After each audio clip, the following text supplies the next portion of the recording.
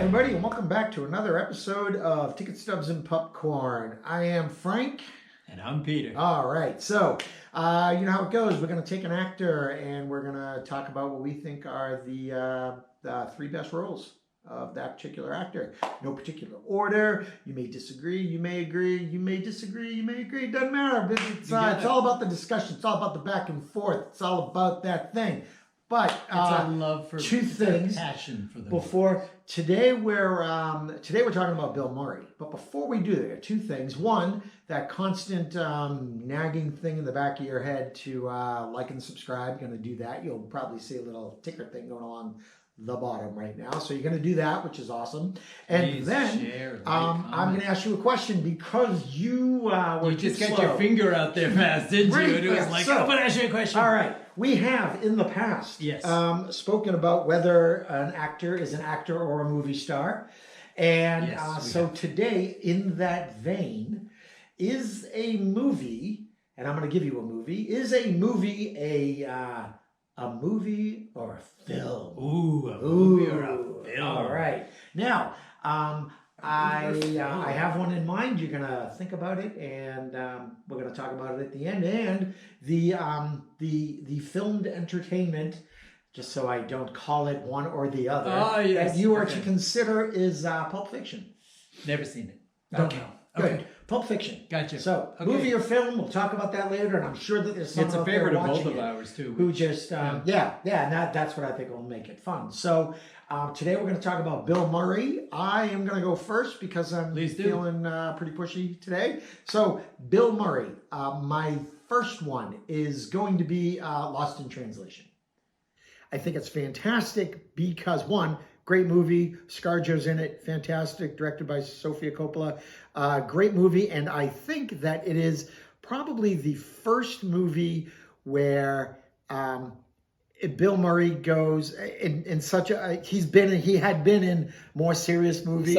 I mean, because of course he starts off as a funny guy, but this I think was probably the best turn from a comic actor to a serious actor. And I have long held that a comic actor is better to make the shift to dramatic roles than dramatic actors are moving to comedic roles, with an exception of there's some maybe like Robert De Niro. But that's a whole other show. Yeah. So, Lost in Translation is great because it's almost like if things had gone worse for Bill Murray later in his career, that you could picture that just being Bill Murray's, fate. Like, I'm going to go to Japan because, I'm kind of a famous guy, but I'm going to go to Japan, do a commercial, right? Get paid a bunch of money and not do very much work and just sort of rest on his laurels and just kind of coast wherever his sort of dwindling fame can bring him in the twilight of this actor's career. So like I said, if things had gone differently for Bill Murray in his later years, I think that you could take this character from Lost in Translation and make it his real life. Oh yeah, that's what's happening. That's actually the Bill Murray documentary. So that and he's just so. He's sort of got a whole droopy dog vibe about him, world weary. Yeah. Like, I'm just gonna do this for the money. I'm in this beautiful, vibrant city, and I am not taking in any of that beauty or vibrance at all. I'm gonna go. I'm gonna hold up this glass of scotch. I'm gonna say the thing. Say the line. I'm gonna chat with this young blonde woman who's marriage is weird at the beginning, and that's just kind of what I'm going to do. Again, I think that world weary is the best way to put it. And I think that Bill Murray has got that. He's at that place in his life where he can play that really, really well, and I think it's I love it. I think it's great. My next one for Bill Murray would be his role in Royal Tenenbaums. Okay. That's one of yours, isn't it? I can tell you. No. Really? I know how much you like that movie. I love that movie. great movie, Wes Anderson, and he plays the, I don't know, I don't want to say flustered husband of Gwyneth Paltrow. He's just like doing what he can to keep her happy, and he's not, and her not being happy has very little to do with him as a husband. Exactly. It's just, and her well, that's the thing. Her happiness and her unhappiness have nothing to do with him, and why they're together is anybody's guess. Well, and he just, it's not really a desperation. It's just and it's not even a frustration. He approaches those lines, and this is what's great about his portrayal in this role, is that he sort of, dances on the edges of frustration with her. He dances on the edges of desperation with her, because all he wants is for this person that he cares about to be happy. Exactly. And he seems so sincere, because he's the one who approaches the mother to see if she can help with the daughter. Yeah. Like, he's concerned enough. Yeah, and I think that sincerity is the best way to put it. Yeah. And it's so genuine, and it's so lovely, and you just kind of watch going, man, this is what you're doing is great, but you have absolutely no hope of being successful through no fault of your own at all. None whatsoever. And it's a testament to his skills as an actor, and Wes Anderson's skills as a director to kind of shepherd that performance into, with such nuance. And I absolutely love watching it every single time. My next one is going to be the polar opposite. In Stripes. Okay. Very good. I saw that movie when I was a teenager, and I think at that time, when you're a teenager, seeing that movie, you want to be him. He's that guy. You want to be. Well, that's the thing. You want to be that glib. You want to be that sarcastic. You want to behave that way without the consequences. I mean, when you really think about it, he loses his job, he loses his apartment, he loses his girlfriend in the first 15 minutes of this movie. Even less than that. And it's like he's so desperate. He loses his pizza too. Everything goes wrong. Everything goes down. And he's just like, all right. But he's just like, all right, I'm just going to do it. It is a fantasy of someone who would end up just sort of living in their mom's basement now. It's just like, I want to live that lifestyle without any of the consequences. I just want to be sarcastic. I want to say what I want to say. I want things to sort of just fall my way. And by the end of it, he's a national hero, because he's got that sort of boldness. He doesn't really care about authority. You're correct. And he just wants to say the next funniest thing. Yeah. And it doesn't matter if Sergeant Hulka is going to belt him on. It doesn't matter what he says. Yeah. So he's that's a great role, and it's the same role that he played in Meatballs. That's the same.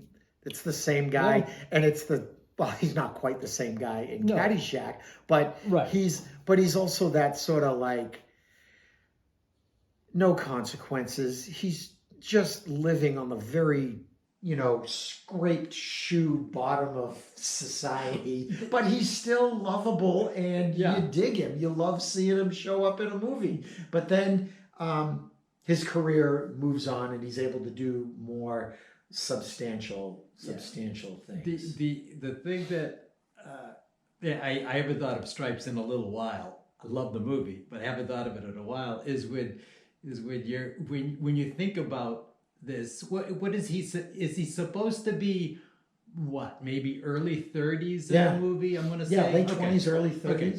So if you think about his character in the situation in the movie, here's a guy. We'll just say he's 30 years old, because I don't know. So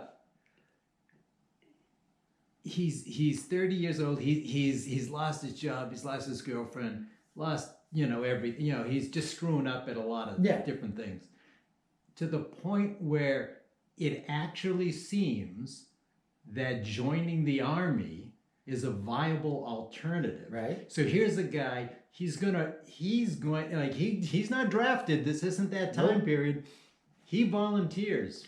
This was in the early 80s, height of the Cold War. Yeah, so like he enlists. It's voluntary. Yeah. So that was a viable option in his mind. Like, I'm 30, I'm not 18, I'm not with these younger guys who might be thinking of this as something to do as a natural progression. And he also knows he doesn't like authority, he doesn't like convention, he doesn't, and this is in his mind, and then he talks his friend Hal Ramis into it too. Yeah. And you're like, is this really what you're gonna do? But then, of course, the whole thing, it all works out. Of course, it's because fun. Injecting anything like reality into that, it's just like, oh, all right, this is what we're doing now. All right, great, we're gonna join the army. It's like a lark. Just like exactly. And then I can have fun with anything. Why not do it in the army? And he doesn't start to take. And the only time you see him taking any of this seriously, is that scene in the bathroom when Hulka's gonna it's just like, hit me. And that's when he really is just like, like that's when the movie has its serious moment. Yeah. Because even when later when he has to go and save everybody, it's just it's more comical kind of stuff that happens. Yeah, he's just stepping up. It's not necessarily that he's become responsible. No, he's just stepping up for that moment. Yeah. And it's great. The scene where at the parade ground when they're graduating. When they graduate, and it's still him just making use of his sarcasm and being like not taking any of it seriously. And it's so spontaneous. Why did the chicken cross the road to get to the others? He's just doing this crazy banter. And it's, but there's that one point where he has to take this seriously and it just doesn't work. It just doesn't work for him at all. So in the end, it all works out because of course it does. Of course. Because of course it's Hollywood. So and at the time there were all those movies about, misfits going into the army. It was Private Benjamin. Remember Private Benjamin? Right. You're that right. was another one at the time with Goldie Hawn is the which is great. They turned that into a TV show. They actually it was good. So those would be my my three standout. Very good. Bill Murray's. Very good. So we should probably take this moment right now to remind people. Yeah, folks, like and subscribe. We'd love to hear from you. We Comments, share, please. Yeah. All right, what do you got? All righty.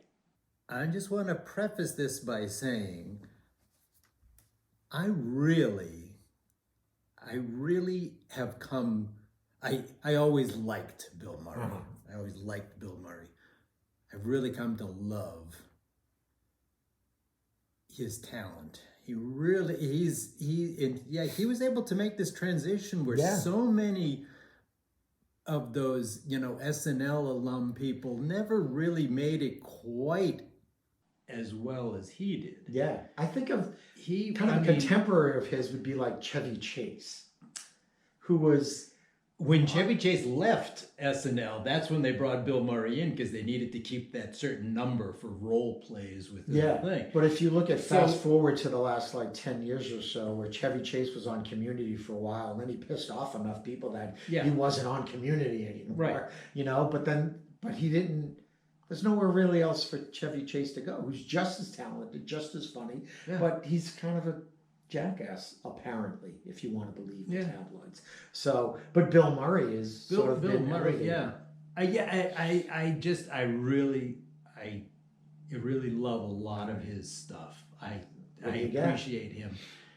Okay, I'm gonna go with this isn't necessarily the first pick, but the first thing that's coming out of my mouth right now is Broken Flowers. Love that movie. I do too. I really do. It's a Jim Jarmusch movie. Yeah. And one of what I would say is one of an early serious Bill Murray. I really love that one. So that one, he's even one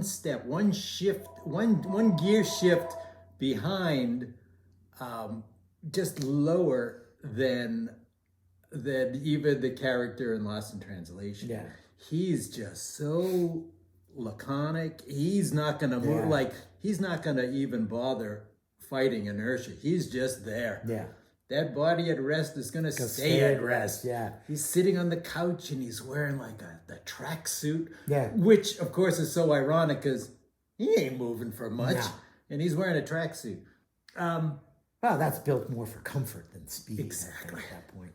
Right. So I just love that one, and of course, his neighbor Jeffrey Wright is excellent in that movie. He's actually doesn't have much screen time, but when he's on, he's good, and that's he's the real impetus to get him to move because he just wants to do stuff. Yeah. I can research this on the computer. I can do this one. I can examine this letter and check out the ink with my what? And Bill Murray, it wouldn't matter if the couch were on fire that he's sitting on. He's probably not going to get moving. And so they're able to, finally get him moving to pursue. If you just see these movies that we mentioned, the Bill Murray movie. So he's been, I'm not going to say threatened because that isn't what it is. He sent a letter in which this situation is proposed to him. He can deal with it whatever way he wants. His first inclination is not to do anything, but his neighbor, Jeffrey Wright, Winston, I want to say his name is Jeffrey Wright, gets him to get moving. He has to decide whether to take action, and the action that's possibly going to happen is that he may or may not have like a 19 or 20-year-old son that he never knew about from a past lover of his who does not sign the letter, so he doesn't know, where he's following up. And all the letter says is that you may, you have somebody who thinks they're your son.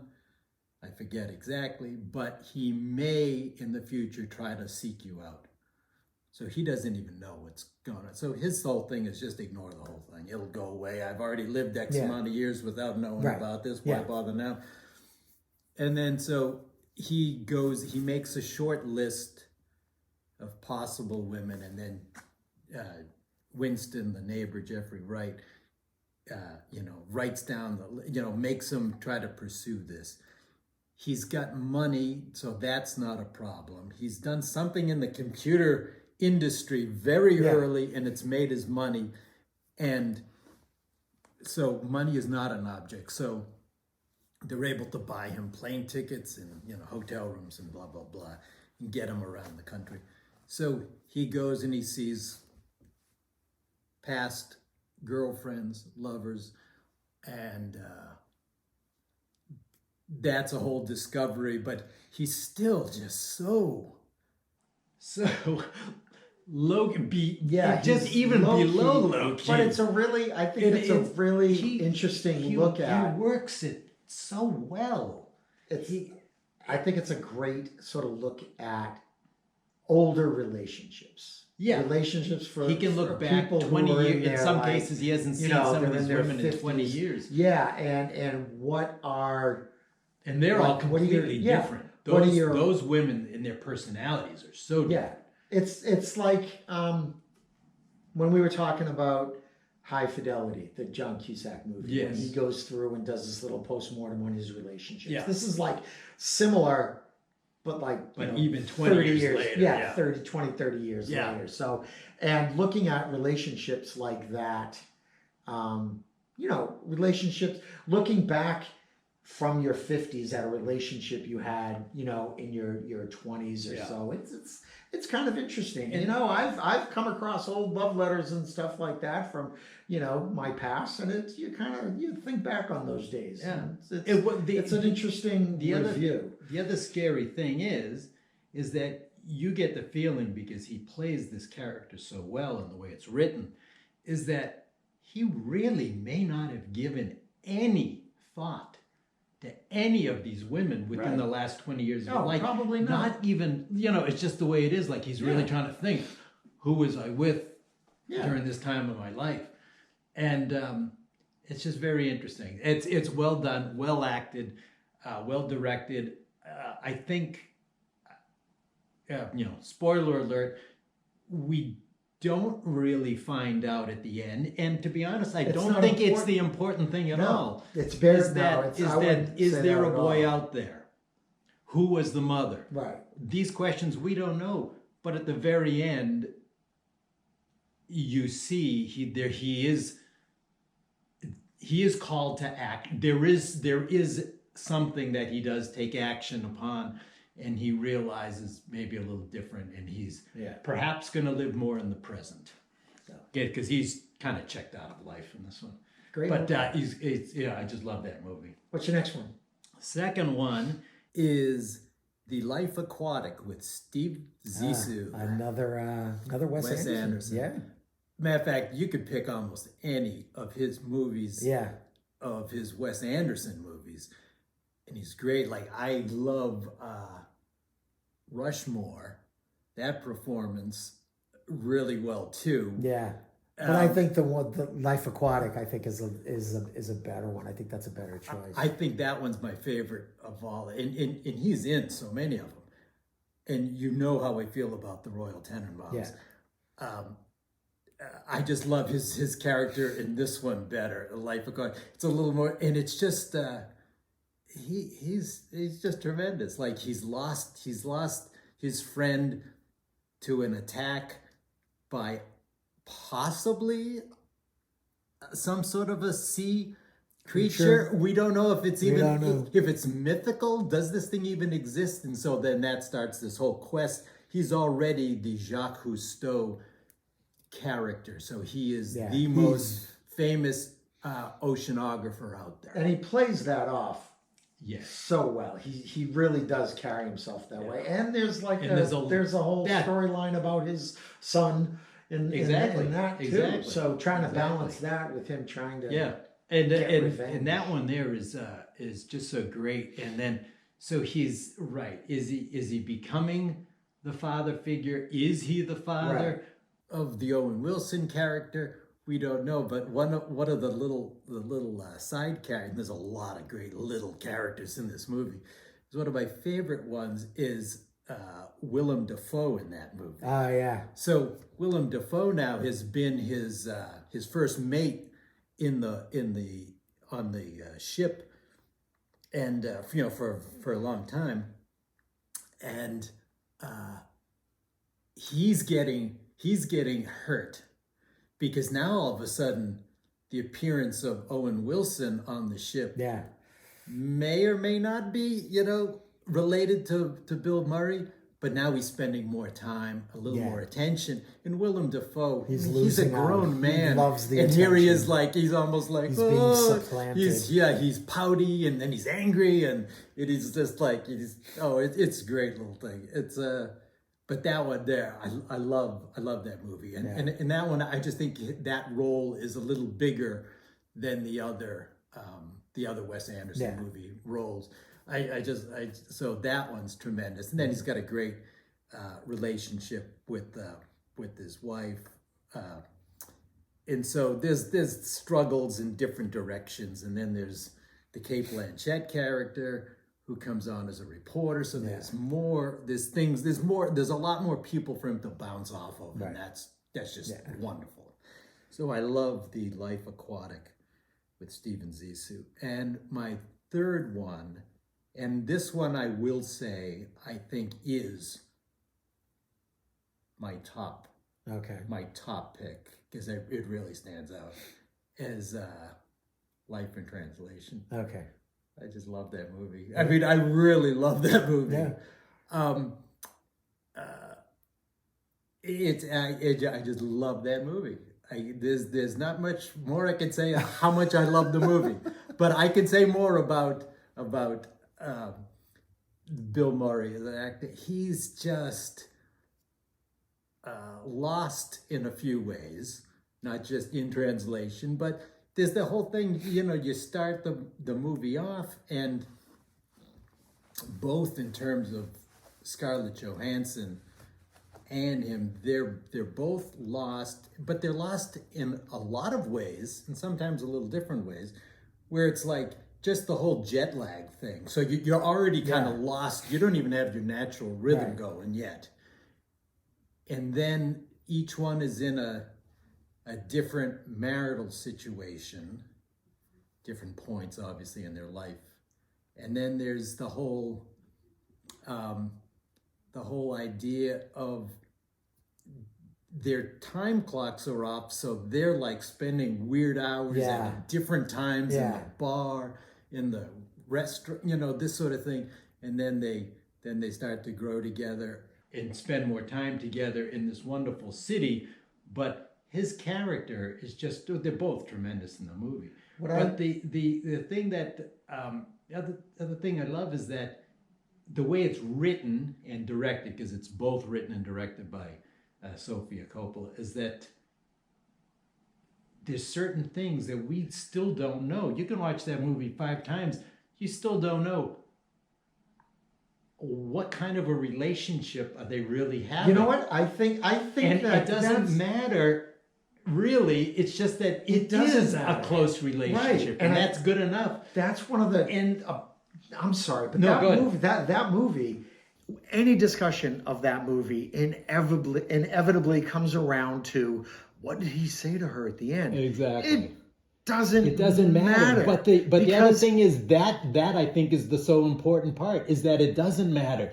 There's a connection. Yeah, they are still going to be friends. Matters. Exactly. Right. And one thing I thought was very, very refreshing about it is that it wasn't a romantic connection. It wasn't. It doesn't need to be. Yeah. Right. It wasn't even an attempted romantic connection, and then they just end up being friends. It was like that never entered his head that it was a possibility. Right. So it was just like two people who were sort of floating through Tokyo, and they're just they're doing their thing. Drawn together because of like your own weird body rhythms in terms of their lost sleep. They're losing grasps of their own reality and their own identity because their marriages are reached at different points, and they're questioning and struggling in other ways. And it's wonderful. And I just love that movie. Can't say enough about it. And he's just got this, this whole interesting, I don't want to say second act in his life, but now he's in Japan for a specific reason, which is just to film this whiskey commercial. And I just love it. And he just pulls that role off. Yeah, and the other two that I mentioned and the ones that you mentioned too, he can really just make something special out of different little roles. I mean, some better than others, but and he's got a body of work that's been building up. Yeah, most definitely. One thing I'm glad that didn't come up for either one of us was his role in Zombieland. Okay. Because I don't really think that he was playing Bill Murray. He was playing Bill Murray. So he didn't really need to. I love the fact that he shows up in the movie. Oh yeah, lovely surprise. That little thing, but yes. I just think that now, like so many people, just Bill Murray, I loved him in Zombieland. It's just like, because he just happened to be there. You know what I mean? Bill Murray playing Bill Murray, and I think that was. Yeah. I'll be free for a couple hours if you want me to just walk in this scene. Yeah. It was fun, but anyway, like and subscribe, folks. Please we'll get that out of the way. And all right, Peter. Pulp Fiction, movie or film? Okay, like I said, we both know that we're each individually fans. Very popular movie, very well-known movie. I treat it, and this is the only way I can answer, I guess, that I treat it as a film, to be honest. Yeah. I would agree, actually. And when you if you break down, because the movie is done in such a way that it's non-linear, if you could take out like one vignette and like not even like just out of the movie, and you might be able to say, oh, it's a movie. But when the whole thing is just done out the way it is, the way what we see on the screen, how we're used to this movie, this film, it's a film. It's not. Yeah, it's I not would say it's a film because it definitely, I think it has a lot more gravitas than people give it credit for. I think that when you look beyond the surface of it, there's a lot more going on in there. There's a lot with all the characters, and so I think that it has more depth than a movie does, and I think that despite its popularity and its pop culture, that's right. In spite of that pop culture, thing, in spite of its pop culture standing, it's still I would still call it a film. Is it a film? I mean, Schindler's List is a film, right? But Fast and Furious, those are movies. Oh yeah, so, yeah. Oh yeah. So, all right. Yeah. I would. Yeah. I mean, I think some are so easy to answer as movie. Oh, that's a movie. That's a film. You know what I mean? It's just the way it is. But and then there's that whole. You look at that rubric where it's just like, okay, is this a movie star in a film? Or do all films? But that's a whole other weird. And then of course there's that whole other thing where there are ones that you could watch and you'll just say, oh well, that one's an art movie because you had to go to a certain house to see the movie to play at. Yeah, you know what I mean? think that a lot of those in littler places like that, more often than not, those are films. Oh yeah, I agree. Yeah. But you know what I mean? Even within films, there's like, oh, that's an art film. Right. Yeah. So, all right. So, let's recap. Let's do that. Yours were The Life Aquatic, Steve Zissou, Lost in Translation, and Broken Flowers. Listening. No, very good. Very good. What was mine? You had the Royal Tenenbaums. Mm-hmm. You had the common one. We had Lost in Translation. Yeah. And you had Stripes. Exactly. All right. Great. Look at that. We're getting so much funny. better. It was actually easy to pay attention because we were talking about Bill Murray. Maybe. Yeah. Maybe that was it. Maybe that's what it is. Let's do a thing while we're shaking up. I'm gonna. Oh, I picked last time, so. Yeah. I think you did. Okay. Not that it matters. Yeah, I guess it doesn't really matter. Oh, okay. I think I'm going to enjoy this one. All right. Let's see. Hopefully you will. All right, that's fine. We'll do that. It's not Ethan Hawke, so don't worry about it. So, yeah, folks, if you could like and subscribe, that would be great. Thanks for watching. And I'm Frank. I'm Peter. And this is Ticket Stubs and Popcorn. Take it easy. Take care.